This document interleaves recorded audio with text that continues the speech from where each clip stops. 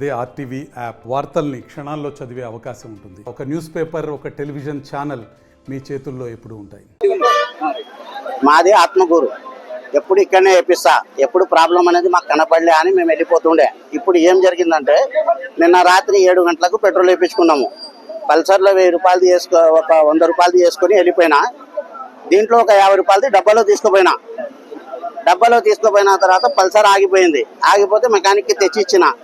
ఆయన ఏం చేసినా అంటే, అన్న నువ్వు తీసుకుపోయిన డబ్బా వెనక్కి తీసుకో, దీంట్లో నీళ్లు ఉన్నాయి, బండి స్టార్ట్ కావడం లేదని తెచ్చినాను, నేను పొద్దున చూసి ఓపెన్ చేయాలని రాత్రి పెట్రోల్ తీస్తే మొత్తం నీళ్లు వచ్చినాయి.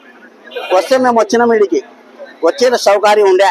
వస్తే నేను ఏం చెప్పినా అంటే, తెలిసిన ఆయన విను, నాకు ఆ డబ్బు పోతే ఏం బాధలే కానీ జనాలకు మాత్రం పెట్రోల్ వేయకు, ఏమైనా వాటర్ కలిసినాయేమో ట్యాంకీల్లో, లోపల భూమిది నువ్వు చూడలే, అవన్నీ మీరు నీట్గా చూసుకొని వేయండి జనాలకు, అది చెక్ చేసుకో అంటే డిగ్రీ పెట్టుకున్నాడు ఆయన.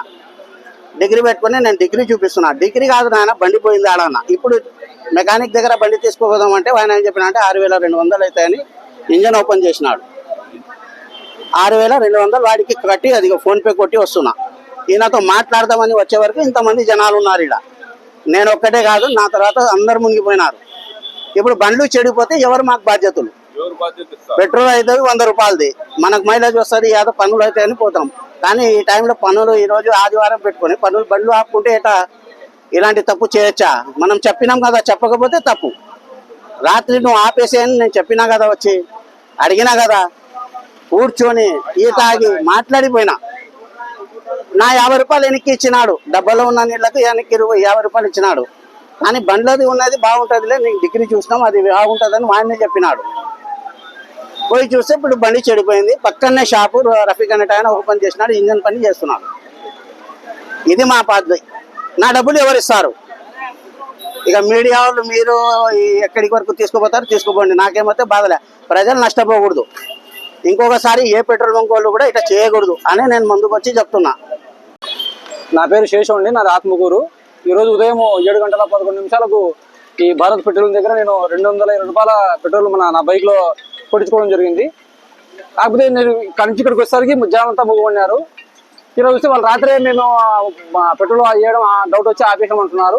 కాకపోతే ఈ రోజు నేను ఉదయం 11 గంటలకు నేను 7:11 నేను కొట్టించుకోవడం జరిగింది. ఇప్పుడు నా బండి ప్రాబ్లం లేదు. ఇప్పుడు లాంగ్ జర్నీ పోవాలని నాకు ప్రాబ్లం డౌట్ వచ్చి ఇక్కడ ఆగిపోయాను.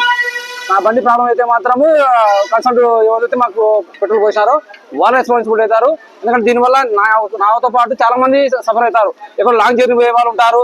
వాళ్ళు ఇక్కడ పెట్రోల్ పెట్టించుకుంటే ఇక్కడ మధ్యలో ఆగిపోతే వాళ్ళ పరిస్థితి ఏంటి? చిన్నపిల్లలు వాళ్ళు వెళ్తారు, వాళ్ళ పరిస్థితి చాలా ప్రాబ్లం కదా. ఈ ఎవరైతే యాజమాన్యం ఉందో ఈ యాజమాన్యం అనే వాళ్ళు ఖచ్చితంగా వాళ్ళు ముందే టెస్ట్ చేసుకొని ఈ పెట్రోల్ ముందు టెస్ట్ చేసిన తర్వాత ప్రజలకు పోస్తే బాగుంటుంది. దీనివల్ల చాలా సఫర్ అవుతుంది. ముఖ్యంగా నమ్మకాన్ని కోల్పోతారు. ఒకసారి నమ్మకం కోల్పోయారంటే ప్రజలు విశ్వాసం కోల్పోతారు. దానివల్ల వాళ్ళ బిజినెస్ దెబ్బతింటుంది, ప్రజలు ఇబ్బంది పడతారు. మెయిన్గా ప్రజలకు న్యాయం చేసే విధంగా చర్యలు తీసుకోవాల్సిందే నేను అధికారులను కోరుతున్నానండి. Thank you very much. నా పేరు అస్లము, నల్లగాలు అన్నది. రాత్రి 110 రూపాయలు పెట్రోల్ కొట్టించినాను. ఇప్పుడు పొద్దున్న వచ్చేటప్పుడు బండి అయిపోయింది, పనికి రావాలని. బండి అయిపోయిందని సీదా ఆటోలో వేసుకొని మెకానిక్ కాడికి వస్తే మెకానిక్ తీసి ఇది వచ్చింది. ఇప్పుడు కార్పెంటర్ మార్చాలా అదని చెప్తాను మెకానిక్. ఇప్పుడు అయినా కానీ పెట్రోల్ డైలీ కొట్టిస్తున్నాను, ఎప్పుడు రాలేదు. ఈ రోజు అయితే రాత్రి వచ్చింది. కావంటే చూడండి, పెట్రోల్ అంటారా 110 రూపాయలు. మరిన్ని వీడియోస్ కోసం ఛానల్ ని సబ్స్క్రైబ్ చేయండి. లేటెస్ట్ అప్డేట్స్ కోసం వాట్సాప్ ఛానల్ ని ఫాలో చేయండి. అండ్ లింక్ డిస్క్రిప్షన్ లో ఉంది.